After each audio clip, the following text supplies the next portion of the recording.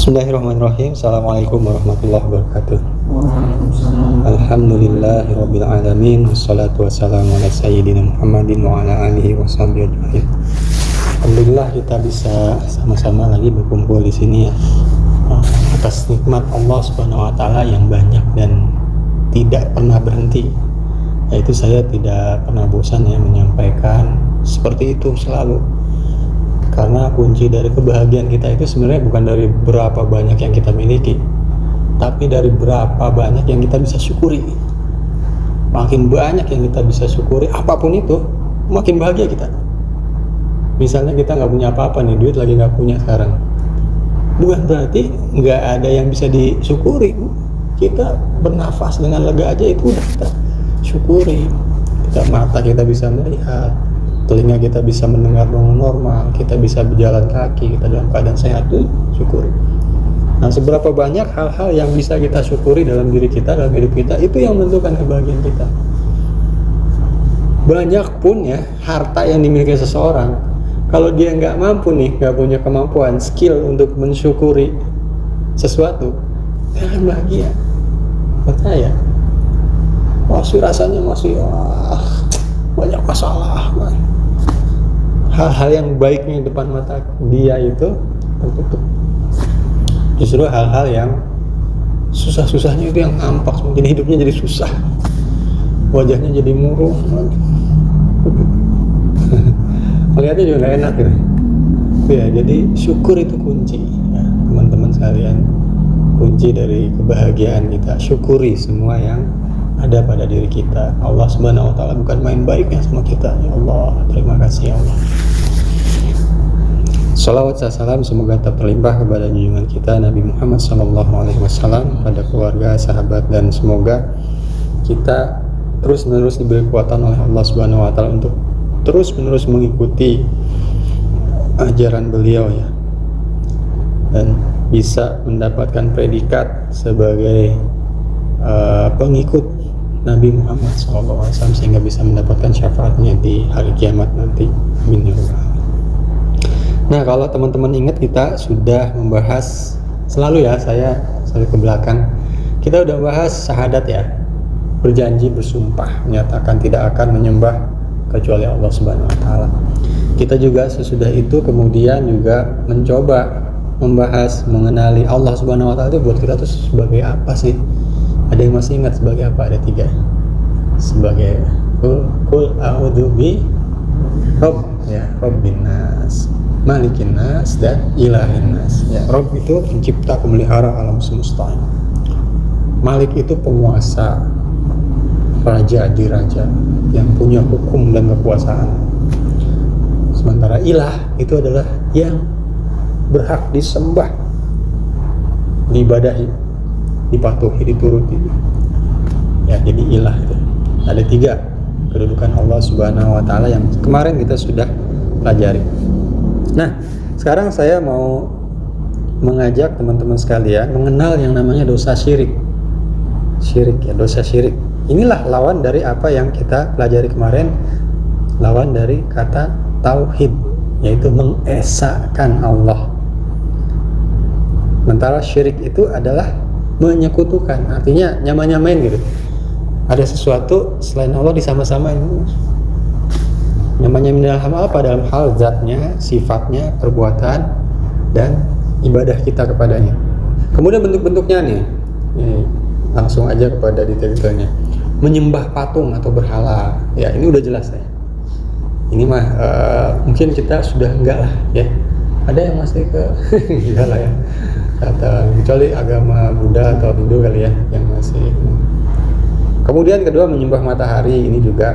Ini semua ada dalam Quran ya, yang saya ini cuman nggak dibaca ayatnya untuk mempersingkat waktu aja. Kemudian menyembah matahari yang kedua, padahal Allah Subhanahu wa taala mengatakan bahwa matahari itulah ciptaan Allah, bukan Tuhan. Tapi ada manusia yang menyembah mataharinya. Terus kemudian menyembah malaikat dan jin, seperti orang-orang kafir Quraisy pada saat dulu zaman jahiliyah itu menyembah patung yang namanya Lata, Uzza, dan Manat, karena patung itu diyakini sebagai anak-anak perempuannya Allah. Alhamdulillah. Kemudian juga jin ya disembah.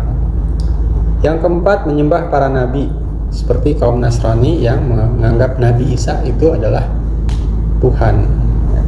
Terus yang kelima, menyembah rohib atau pendeta. Ini dalam Quran surat At-Taubah ayat 31 Allah berfirman, a'udzubillahi minasyaitonirrajim, ittakhadhu ahbarahum wa rubbanahum arbaban min dunillah. Mereka, maksudnya orang-orang Nasrani dan Yahudi itu, menjadikan orang-orang alimnya itu sebagai Tuhan selain Allah gitu.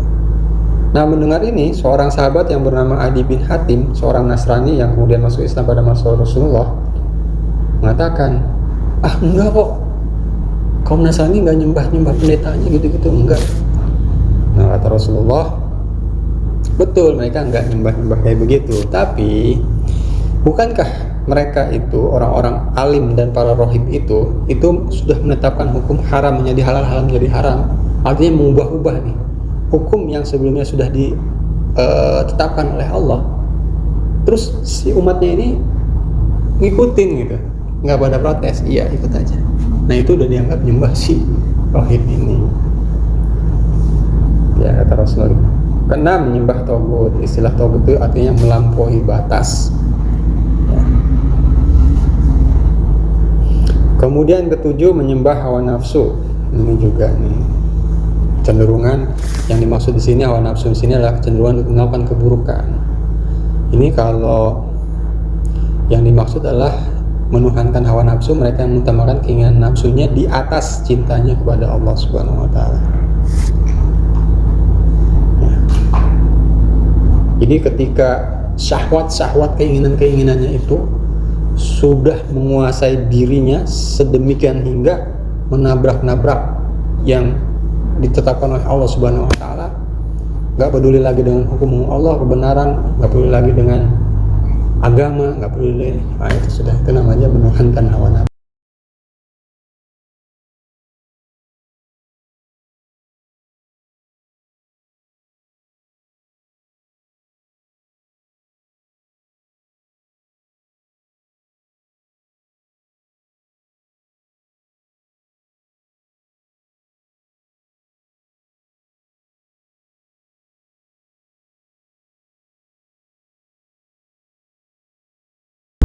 Innallaha la yaghfiru an yushraka bihi wa yaghfiru ma duna dzalik liman yasha.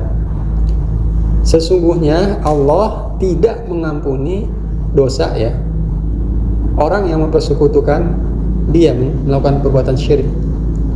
Padahal Allah mengampuni dosa selain itu. Bayangin, dosa yang lain itu Allah mengampuni, apa sebesar apapun Allah ampuni dosanya kalau orang itu bertobat, minta ampun. Tapi syirik, kata Allah, ini tidak diampuni dosanya oleh Allah Subhanahu wa taala. Jadi bahaya banget dosa syirik ini. Kita harus menjauhi dosa syirik ini. Kemudian ya, di antara dosa-dosa yang syirik yang harus kita jauhi berdasarkan dari keterangan Nabi SAW, ini ada beberapa ya, saya sebutkan aja. Yang pertama, al-halfu bi ghairillah, bersumpah dengan selain Allah ya. Seperti pernyataan demi Nabi, demi Ka'bah, demi kakek nenek.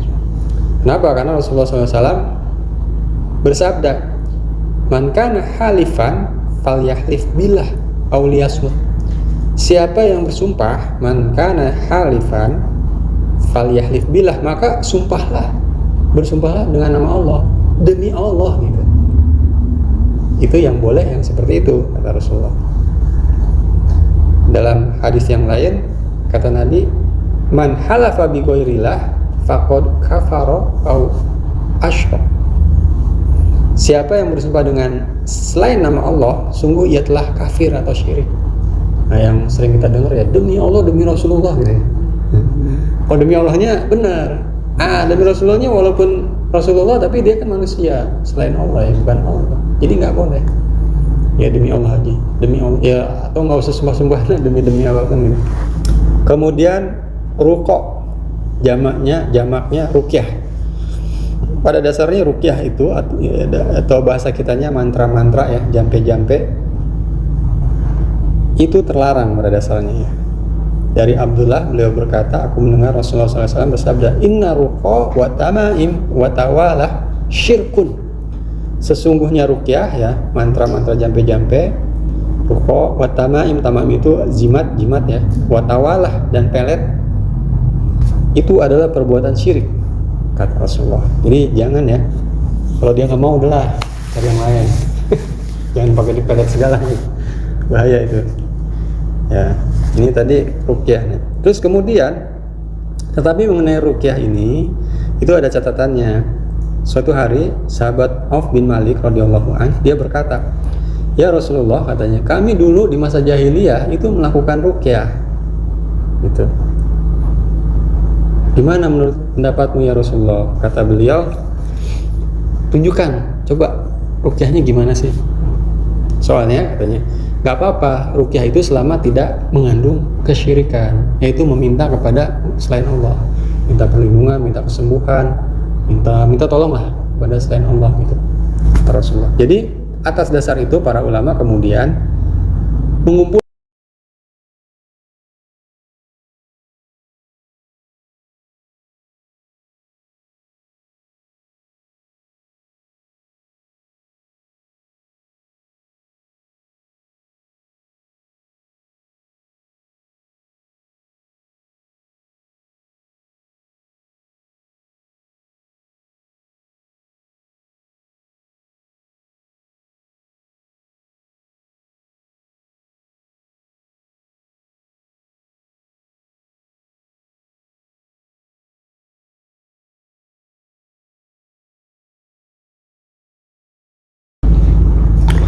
kalau Al-Fatihah tadi itu ceritanya pada satu ketika para sahabat beberapa orang sedang berperjalanan. Ketika sampai di satu kaum, ternyata di situ kepala sukunya lagi sakit parah, nggak bisa. Nah, mereka itu meminta kepada rombongan ini untuk meruqyah. Tolong dong diruqyah biar sembuh nih. Mesti dikasih mantra-mantra biar sembuh. Udah lama nih sakit nih kepala suku. Bingung kan? Wah, gimana ruqyahnya? Mereka nggak tahu. Akhirnya dibaca surah Al-Fatihah. Surah Al-Fatihah sembuh. Gitu. Beneran sembuh. Akhirnya dikasih hadiah kambing, pulang sampai di Madinah cerita sama Rasulullah. Ya Rasulullah, kami begini. Dari mana kalian tahu kalau Al-Fatihah itu punya khasiat, katanya, kata Rasulullah. Kami nggak tahu, cuma coba-coba aja, ternyata ada. Yaudah, sekarang kambingnya itu sisihkan untuk sebagian disumbangkan. Nah, dari situlah makanya kemudian muncul orang Al-Fatihah bacain gitu. Jadi boleh. Yang ada contohnya di masa Rasulullah yang pernah dilakukan zaman itu boleh. Nah, itu kemudian dikumpulkan oleh para ulama sekarang. Itulah yang namanya ruqyah syar'iyah. Ya, ruqyah yang boleh syar'i, memang diajarkan ada dasarnya, landasannya lah. Nah, itu boleh ya. Selain dari itu, bim salabim, abrakadabra itu nggak boleh ya. Jadi ruqyah itu tidak boleh kecuali yang berasal dari contoh Rasulullah dan para sahabat. Kemudian mengalungkan jimat ya. Nah, ini yang kemarin tanyain sama Bang Pupung. Rasulullah SAW bersabda, man ala tamimatan faqad asyrak. Barang siapa yang menggantungkan jimat tamimah, maka ia telah berbuat syirik ya. Maksudnya apa? Jadi kalau cuma sekedar hiasan aja, gantung di leher atau di gelang di tangan atau pakai cincin atau itu tidak mengapa. Tapi yang dimaksud adalah meyakini bahwa si jimat ini bisa membawa keselamatan, rezeki, ya, wibawa, macam-macam. Padahal itu semua hanyalah dari Allah Subhanahu Wa Taala. Ya, tidak ada sesuatu pun yang bisa mencelakakan kita atau bisa menyelamatkan kita selain Allah. Kalau Allah tidak mengizinkan, tidak bisa. Ada. Ya, itu. Kemudian yang selanjutnya sihir. Ini juga sihir ya. Harry Potter nih, hati-hati. Kata Rasulullah, man aqada uqdatan tsumma nafatha biha faqad sahara. Wa man sahara faqad asyrak. Ya. Siapa yang membuat ikatan dan meniup padanya. Nah, ini praktek sihir zaman dulu gitu. Mereka membuat ikatan terus ditiup-tiup. Ini untuk tujuan tertentu yang misalnya mencelakakan orang lain dan sebagainya. Berarti dia telah berbuat sihir. Barang siapa berbuat sihir, dia telah berbuat syirik. Barang siapa menggantungkan sesuatu, dia diserahkan pada sesuatu itu, tidak ditolong oleh Allah Subhanahu wa taala. Nah, ini bahaya nih. Misalnya nih, kita punya sesuatu jimat yang kita yakini banget dia nih sangat berkhasiat, sangat apa ya? Manjur, sangat sakti ya. Dengan nggak tahu gimana, pokoknya ada kekuatan gaib yang bisa melindungi, bisa gitu. Nah, terus kita bergantung pada dia jadinya nih, hati kita nih. Kalau ada dia ini, wah aman aja apa. Tapi kalau nggak ada, wah gelisah kita. Nah, ini udah salah, ini udah syirik. Nggak boleh menggantungkan sesuatu kepada selain Allah. Ya. Kemudian Rasulullah SAW bersabda terkait dengan hal ini juga, salasatun la yadkhulunal jannah, tiga jenis orang golongan, la yadkhulunal jannah, tidak akan masuk surga, yaitu apa? Pecandu khomer, satu. Kedua, orang yang membenarkan sihir, jadi setuju dengan praktek sihir. Dan ketiga, orang yang memutus silaturahim, hubungan kekeluargaan. Ini tiga orang ini kata Rasulullah tidak akan masuk surga. Di antaranya sihir tadi ya. Kemudian selanjutnya perdukunan, kahanah ya. Dukun atau peramal, orang pinter lah ya. Nih, kata Rasulullah dalam salah satu hadisnya riwayat Muslim, man ata kahinan fasaddaqahu bima yaqulu faqad kafara bima unzila ala Muhammad. Siapa yang mendatangi dukun, datang kepada orang pintar nih, terus kemudian dia mempercayai perkataannya orang pintar ini, dukun ini, maka kata Rasulullah, sungguh si orang itu sebenarnya sudah kafir terhadap apa yang Allah turunkan kepada Muhammad. Jadi udah kafir kepada apa yang diturunkan. Artinya dia udah keluar dari keyakinan kepada Nabi Muhammad gitu. Atau dalam hadis lain, siapa yang mendatangi tukang ramal kemudian bertanya sesuatu lalu dia mempercayainya, maka tidak akan diterima sholatnya selama 40 hari. Ya, ini hadis riwayat Muslim. Nah, kita tuh sering ya kalau lagi ada yang kehilangan. Saya pernah ada kemalingan waktu tinggal di Ukusan. Pak, tanya aja sama orang pintar Pak. Sarannya gitu. Nah, itu bahaya tuh, hati-hati. Kehilangan dompet apa, tanya aja sama orang pintar. Anak hilang misalnya ya, di mall gitu, kececer apa, kepisah gitu, 1 hari enggak. Itu kan sedih banget pasti. Aduh, pasti panik banget itu. Nggak bisa kebayang kan, belum pada punya anak ya. Kalau udah punya anak, ngerasain, wah paniknya bukan main, sedihnya bukan main. Gitu. Begitu ada yang bilang, tanya aja sama orang pintar sana, yang udah ketemu tuh sama dia. Gitu.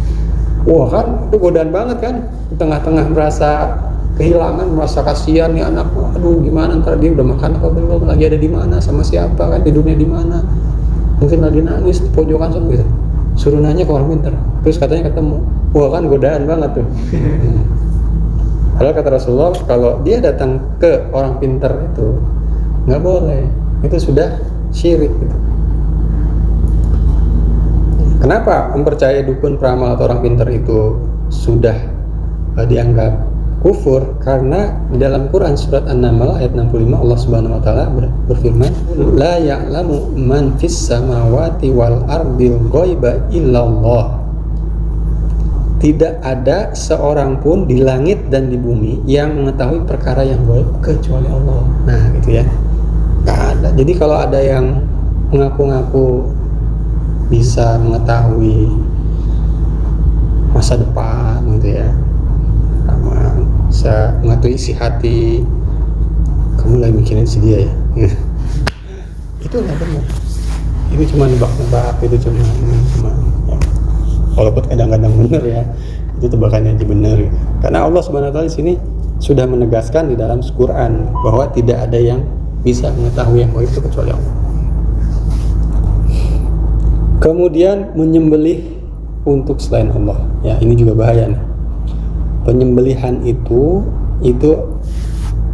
diatur oleh dalam Islam itu salurannya itu hanya dalam kurban, hadyu ya, kurban, terus kemudian hadyu yang ada di dalam ibadah haji, sama akikah. Sama yang satu lagi yang penyembelihan bersifat mubah, maksudnya buat dimakan gitu lah, kayak potong ayam buat dimakan, potong kambing buat makan apa namanya, bukan untuk suatu peribadatan tertentu, ini mubah, tapi itu pun harus dengan menyebut nama Allah. Kalau tidak, dagingnya itu haram ya, kalau tidak menyebut nama Allah, dagingnya haram, daging sembelihan itu. Nah, yang dimaksudkan untuk ibadah persembahan itu tadi ibadah kurban, al-hadyu ya, sama akikah, itu juga sebagai peribadatan. Hanya itu yang diatur. Penyembelihan selain itu yang persembahan kepada sesuatu sangat terlarang. Jangan pernah dilakukannya. La'anallaha man dzabaha li ghairillah. Allah melaknat orang yang menyembelih untuk selain Allah.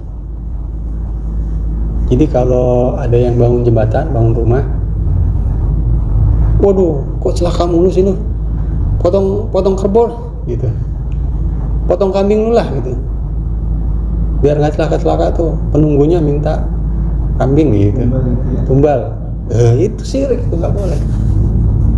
Jadi nyembelih hewan itu untuk dipersembahkan kepada sesuatu selain Allah, syirik, nggak boleh. Rasulullah SAW pernah menceritakan ya,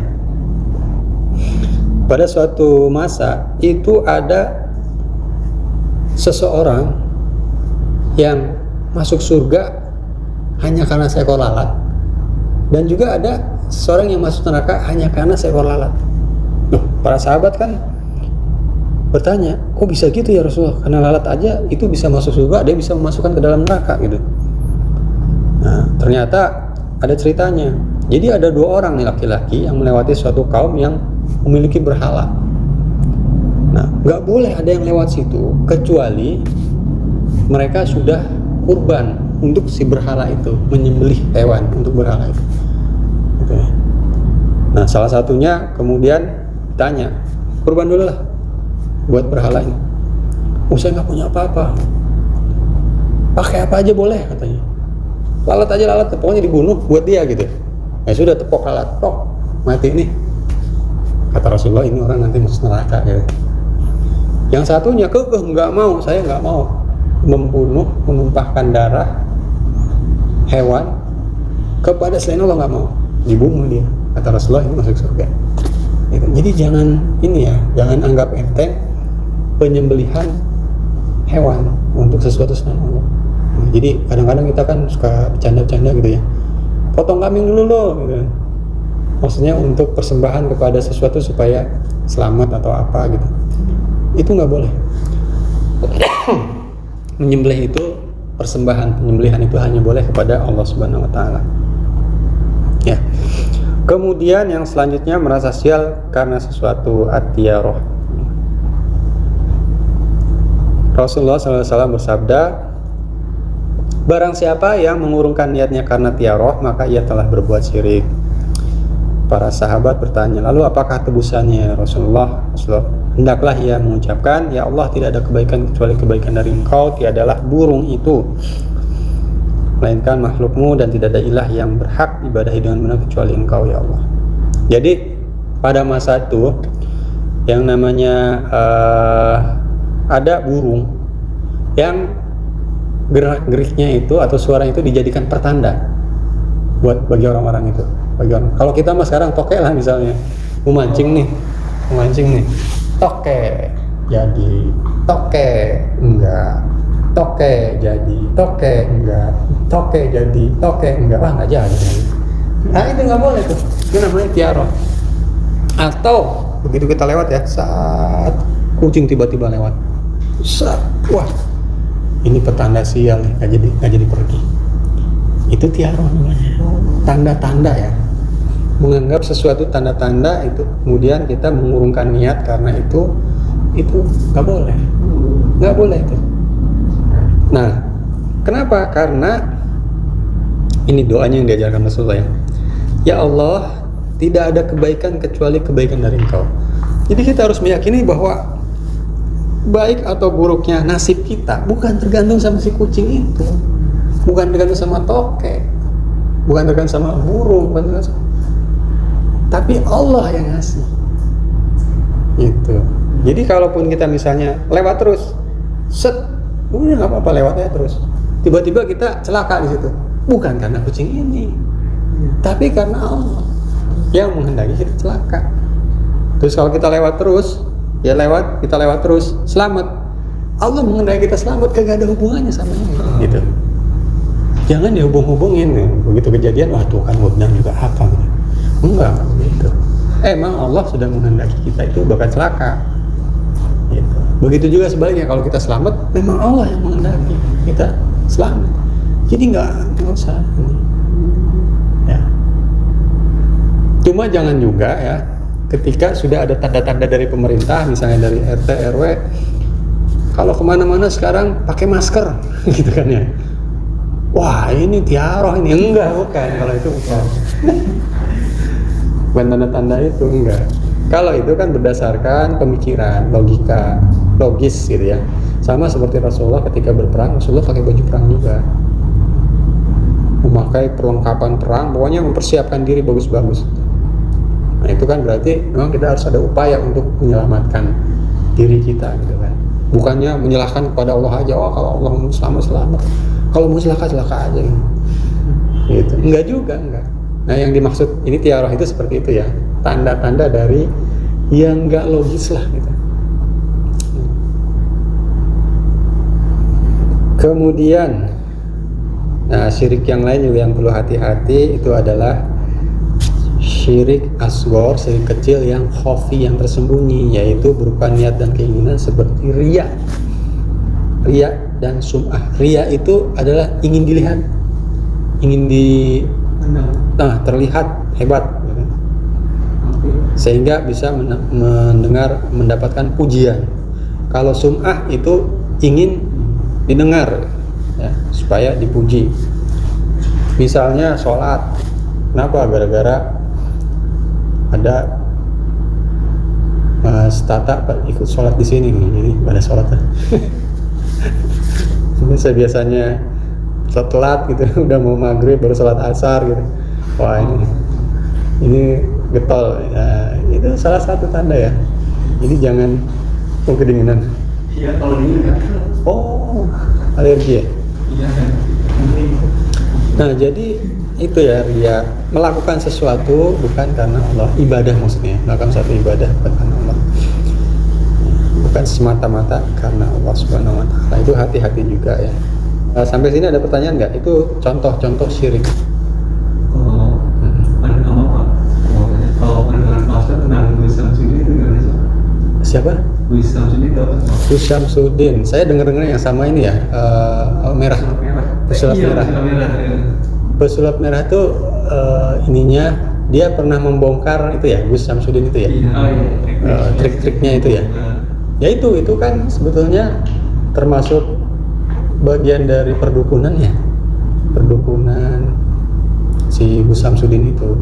Saya lihat pesulap merah walaupun penampilannya kayak begitu, tapi dia ini ya, dia lurus gitu lah. Sejauh dengan yang kita pelajari ini sejalan gitu lah. Nggak tahu kalau saya cuma sekilas ya, karena saya nggak mendalami juga, cuma sekilas-sekilas aja bacanya. Seperti misalnya dia bilang apa? Ya itu tadi, keselamatan, kecelakaan itu kan hanya Allah yang menentukan. Kalau nggak salah pendapatnya dia kan begitu kan, si pesulap merah itu.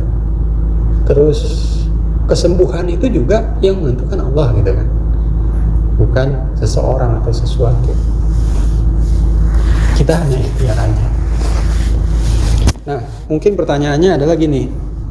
Sekarang kan ada pengobatan secara kedokteran, ada pengobatan alternatif istilahnya kan.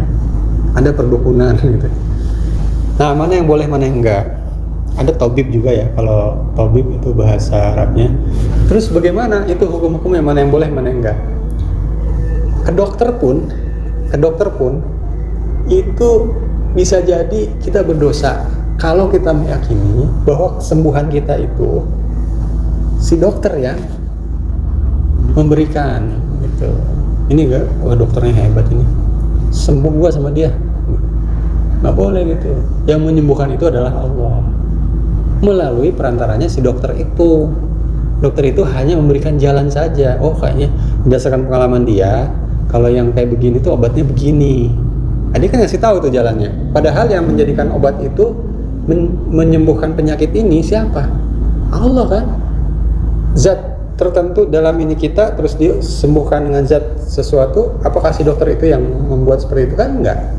Seperti api, kalau tangan kita kena api melepuh, itu kan Allah yang menentukan kan.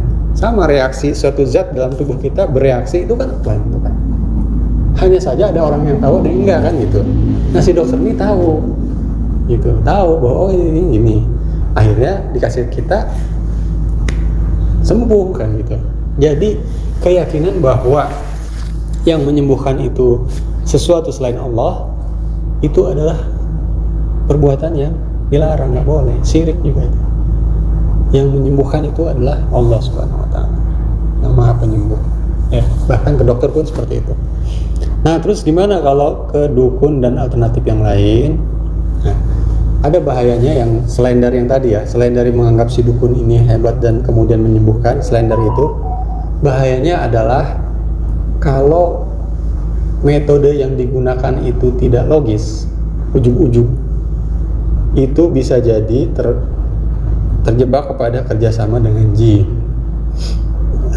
Dimana kata Allah di dalam surat jin itu, kerjasama antara manusia dengan jin itu tidaklah menambah kecuali kesesatan aja. Jadi sebenarnya nggak boleh lah itu ya, itu satu. Kemudian yang kedua juga, apalagi jangankan yang goib seperti itu ya, maksudnya yang nggak bisa dimengerti akal pikiran, sedangkan yang dokter aja tadi itu bisa jadi kita terjebak kepada penyembahan kepada si dokter ini kan, kepada menganggap dokter ini yang apalagi ini yang nggak bisa dicerna sama akal pikiran, udah pasti nganggap wah kan gitu, khasiatnya wah luar biasa. Jadi ada sesuatu pengagungan, ada sesuatu kehebatan, kekaguman gitu kan kepada sesuatu yang ini. Nah, itu bahaya yang lain lagi gitu kan. Kita udah belajar sebelumnya ya, bahwa salah satu ciri-ciri dari orang-orang yang menjadikan sesuatu menjadi ilah itu adalah rasa tadi,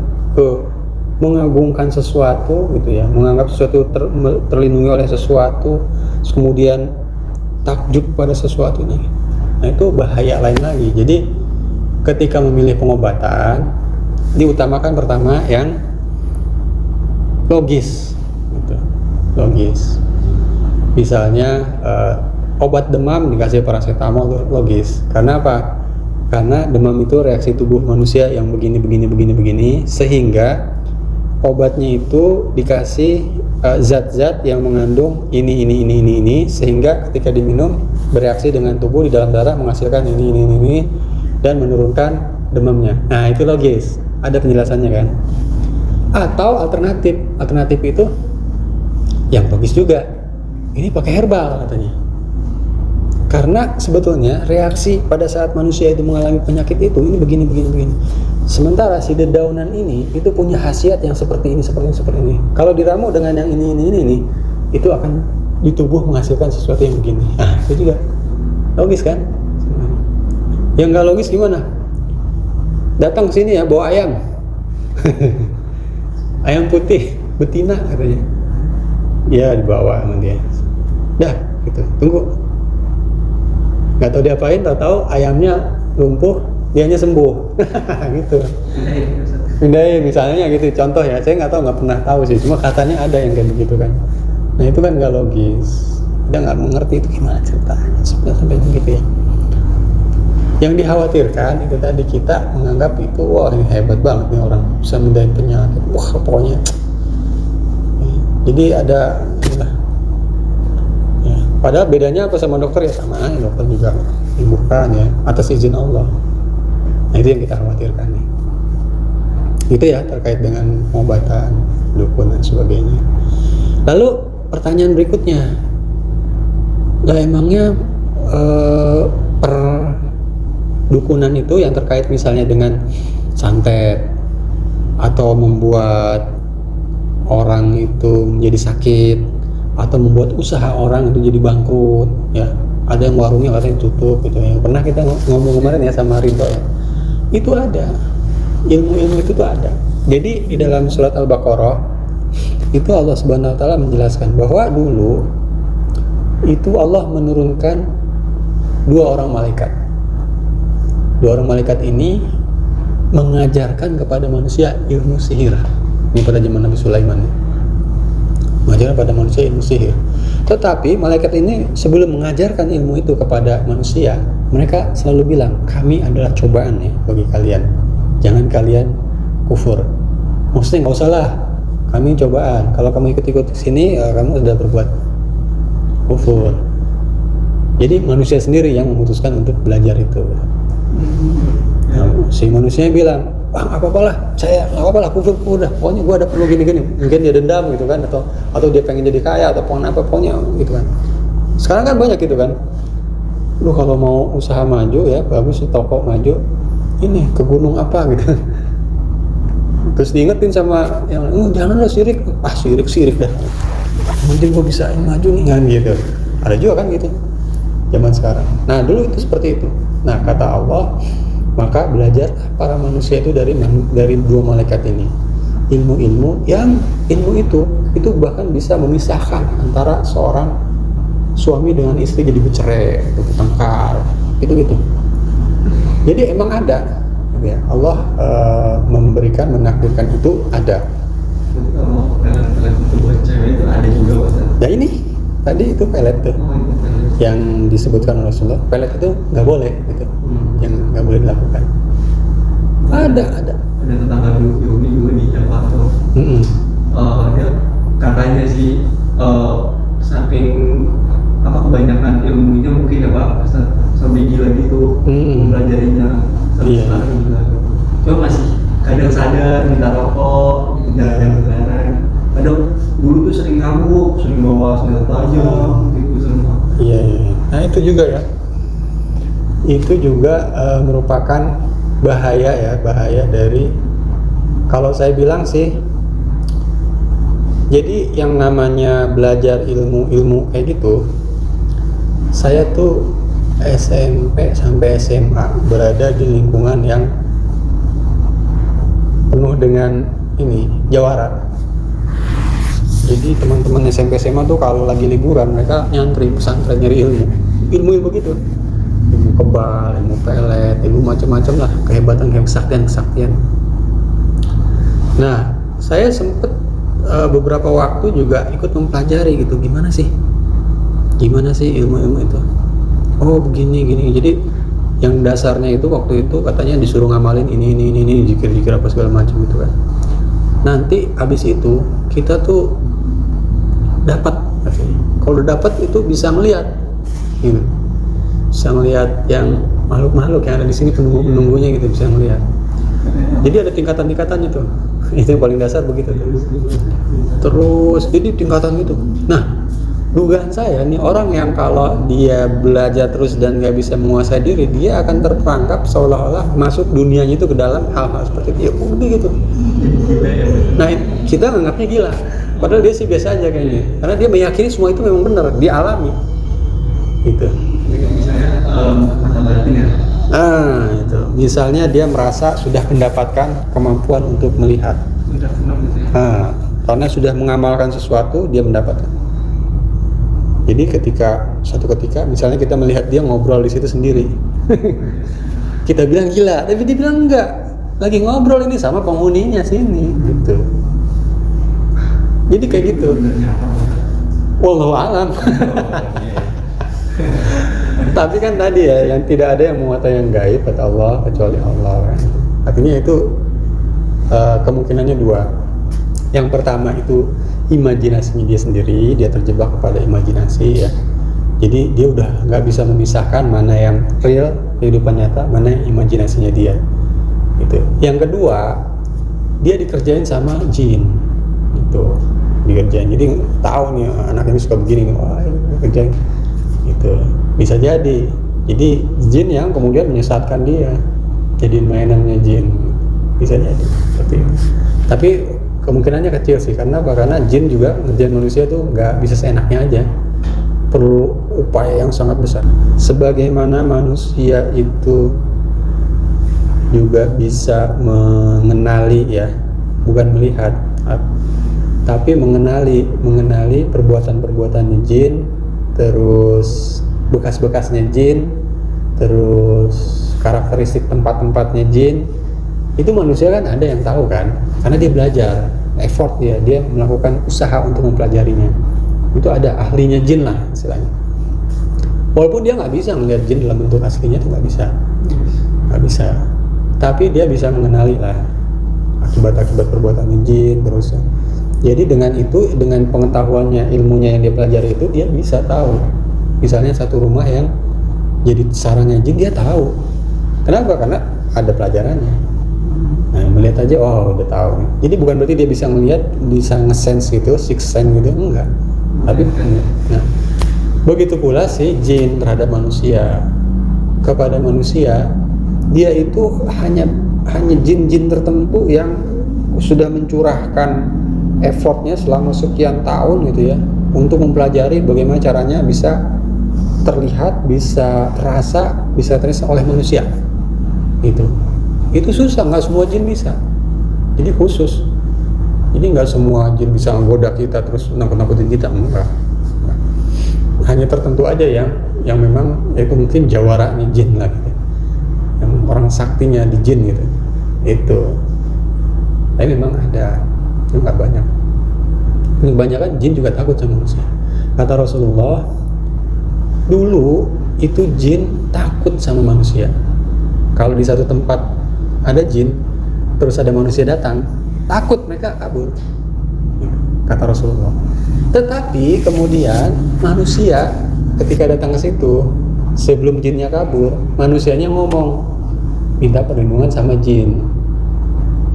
Itu dia ngomong, Mbah, jangan ganggu ya Mbah, gitu. Ini cucunya Mbah mau lewat, gitu. Numpang-numpang, iya. Nah, karena dia begitu, si jin ini malah si jin ini malah tahu. Ini orang takut sama kita ternyata nih. Ya justru dia diganggu sama jin. Sama kayak ini maksudnya, kalau saya lewat jembatan harus transfer 3 kali nanti. Ya, itu juga sama. Iya. Lewat yang mana itu ada kode-kodenya gitu. Nggak boleh. Terus gimana dong kita? Terus kalau diganggu gimana kan gitu ya? Baca a'udzu bikalimatillahi tammati min syarri ma khalaq. Kata Rasulullah, barang siapa yang mendatangi satu tempat terus kemudian dia membaca a'udzu bikalimatillahi tammati min syarri ma khalaq, maka dia tidak akan diganggu oleh makhluk jin ya sampai dia keluar dari situ. Ya, jadi apa lagi? A'udzu bikalimati, nanti saya kirim lewat WA ya. Jadi misalnya nih, kita datang ke satu tempat, kita merasa takut, merinding, baca itu a'udzu bikalimatillahi tammati min syarri. Jadi sambil membaca itu kan artinya aku berlindung dengan kalimatnya Allah, maksudnya aku berlindung kepada Allah dari kejahatan makhluk-makhluk yang Allah ciptakan, baik itu jin, manusia, binatang, apa itu, aku berlindung kepada Allah. Artinya itu. Jadi datang bukannya berlindung kepada si jin yang di situ, bukan. Enggak, dia sama makhluk seperti kita. Jangan mau kita gitu. Jangan mau kita tunduk sama dia. Kita tunduknya sama Allah. Ibaratnya nih ya, kalau bahasanya kita, emang gue takut sama lu, sama-sama makan nasi gitu. Gitu maksudnya. Gitu. Jadi kalau kitanya berani, bukannya beraninya berani sama dia gitu, sama makhluk. Kita hanya takut kepada Allah. Kalaupun kita terus kemudian diganggu terus kita celaka, itu kehendak Allah. Bukan berarti kita takut sama dia, enggak. Itu. Ya, misalnya juga gitu. Ya kalau lagi kecil kan gitu. Lu kira gue takut sama lu, gitu kan? Gue nggak takut sama lu. Terus berantem, terus kalah. Tetep aja gue nggak takut sama lu, baru gue kalah kan gitu. Itu maksudnya. maksudnya begitu. Jadi sama jin sama yang itu yang numpang-numpang tuh jangan, nggak boleh. Kadang kita jangan kalau di Jawa kan rawa macam itu langsung di udah tahu nih titik bukan straksol langsung itu berarti nggak boleh Baca doa aja, Bismillah. A'udzu bikalimatillahi tammati min syarri. Minggir itu jin-jin apa semua. Nah, kurang lebih itu mudah-mudahan bermanfaat. Kita tutup dengan doa kafatul majlis. Subhanakallahumma bihamdika asyhadu an la ilaha illa anta astaghfiruka wa atubu ilaik. Dan alhamdulillahirabbil alamin. Assalamualaikum warahmatullahi wabarakatuh. Waalaikumsalam.